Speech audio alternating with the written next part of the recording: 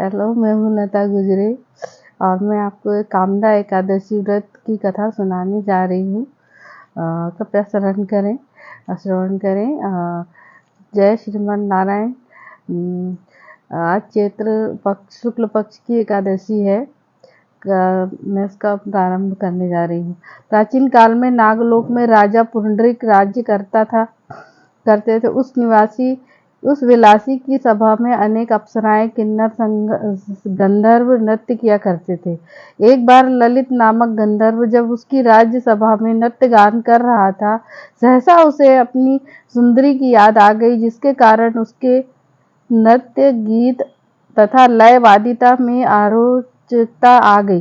कर्कट नामक नाग यह बात जान गया तथा राजा से कह सुनाया। इस पर क्रोधातुर होकर पुंडरीक नागराज ने ललित को राक्षस हो जाने का श्राप दे दिया। ललित सहस्त्रों वर्ष तक राक्षस योनि में अनेकों लोक में घूमता रहा। इतना ही नहीं, उसकी सहधर्मिणी ललिता भी उन्मत्त देश में उसी का अनुकरण करती रही। एक समय में दोनों शापित दंपति विंध्याचल पर्वत के शिखर पर स्थित ऋषमुख नामक मुनि के आश्रम में पहुंचे।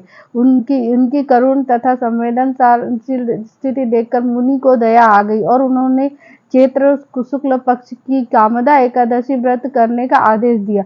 मुनि के बताए गए नियमों का इन लोगों ने पालन किया तथा एकादशी के प्रभाव से उसका श्राप मिट गया। दिव्य शरीर को प्राप्त कर वे दोनों स्वर्ग लोक को गए। अपने कर्तव्य भूल के कारण मनुष्य को अनेक विपत्तियां सहनी पड़ती है। इसी तरह के प्रमाद के कारण कालिदास विरचित मेघदूतम के नायक यक्ष ने कुबेर द्वारा अलकापुरी से निकल जाने पर अपनी नवोड़ा नायिका यक्षिणी के वियोग दुख को रामगिर पर्वत पर जाकर भुगता था। कामदा एकादशी व्रत गृहस्थों के लिए अति उत्तम है। तो बोलिए वृंदावन बिहारी लाल की जय। इस तरह एकादशी व्रत संपन्न हुआ।